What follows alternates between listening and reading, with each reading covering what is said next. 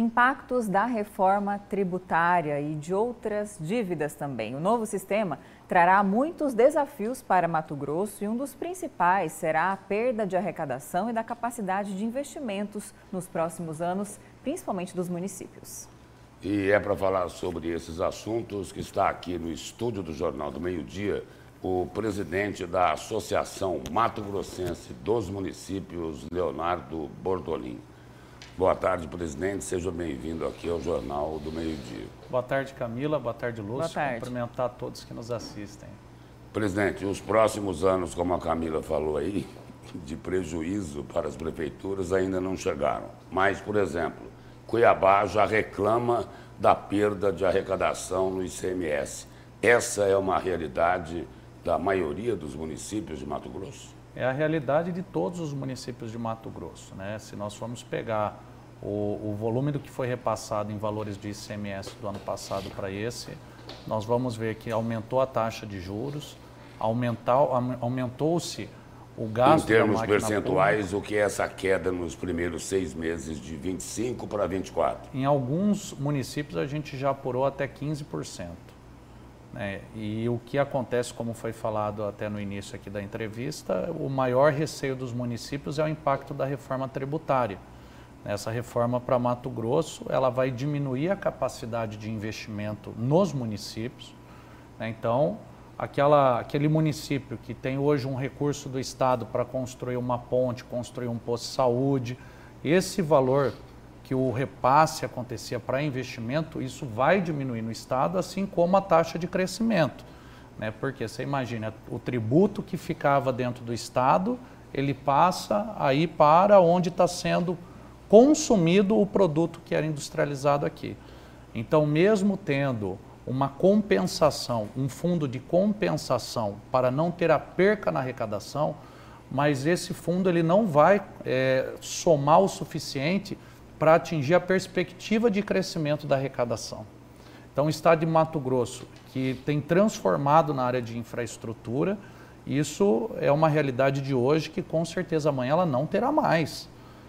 E, além disso, você imagina, a partir de alguns anos, nós não temos mais direito a dar os subsídios para empresas virem se instalar. Como que você desenvolve se você não tiver emprego, se você não tiver renda para a população, se você não industrializar?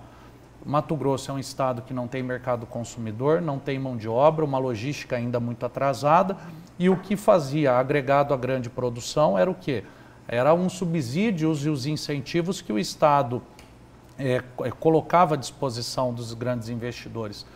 E isso nós não vamos ter mais. Mato Grosso vai perder, assim como os municípios matogrossenses, a sua capacidade de poder atrair empresas e de se tornar competitivo, diminuindo o número de empresas, diminuindo o valor arrecadado pela máquina pública, porque quanto mais você arrecada, mais dinheiro você tem para investir. Então eu vejo que a curto prazo nós vamos ter uma retração, tanto na economia, quanto também na capacidade de investimento e crescimento do estado de Mato Grosso. Presidente, exatamente sobre este prazo, em quanto tempo que nós vamos começar a sentir os reflexos disso?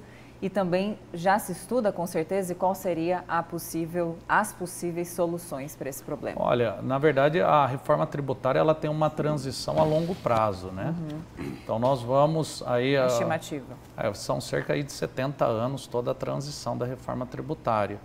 Entre toda a forma de distribuição do ICMS e do IBS, no caso dos impostos aqui do município e do estado, e o CBS no caso dos impostos a nível federal. Mas o que mais importa para nós é realmente essa conjuntura, essa diferença do que se arrecada para o ICMS do que vai ser a distribuição do IBS.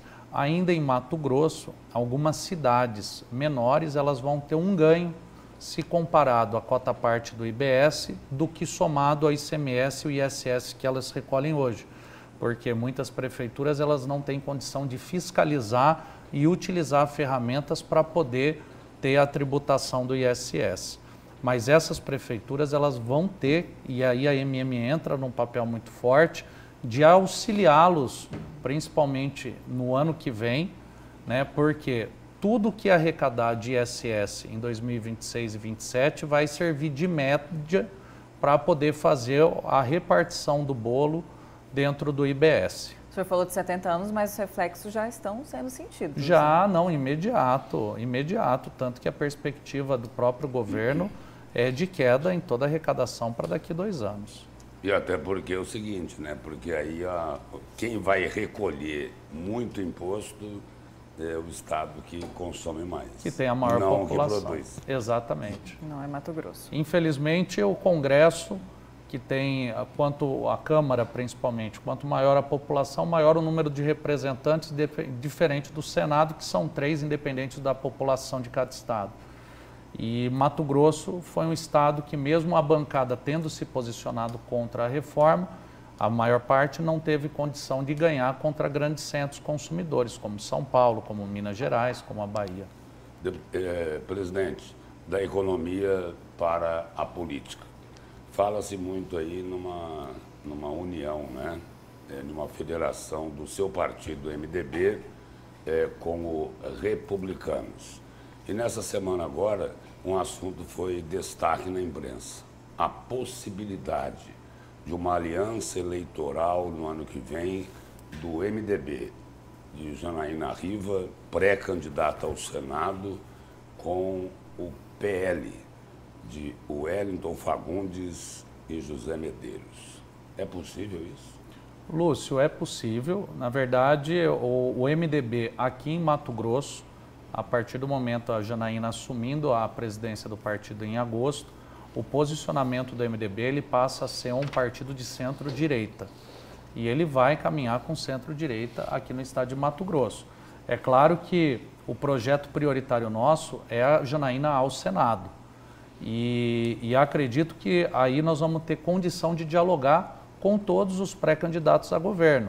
Seja o senador Wellington, líder do PL no estado, seja o Otaviano Pivetta, vice-governador, ou até mesmo o senador Jaime Campos, com quem a Janaína tem um excelente acesso e é amigo de toda a classe política, né? Então, eu acredito que nesse momento Mato Grosso tem 3 pré-candidatos naturais ao governo, muito bem posicionados, e que nós vamos estar conversando com cada um deles.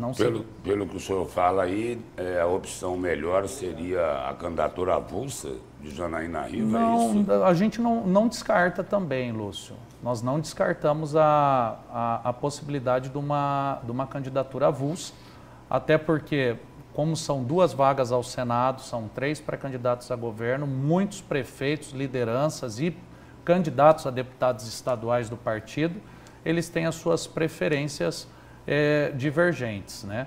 Mas, de qualquer forma, nós vamos estar conduzindo toda essa fala ao lado da Janaína para poder construir um palanque que fique aí no tamanho da nossa expectativa. Obrigado, presidente, pelas informações. Nossa, passou muito rápido, sempre uma alegria estar com a elegância da notícia em pessoa. Obrigado a todos. Obrigado. Boa tarde.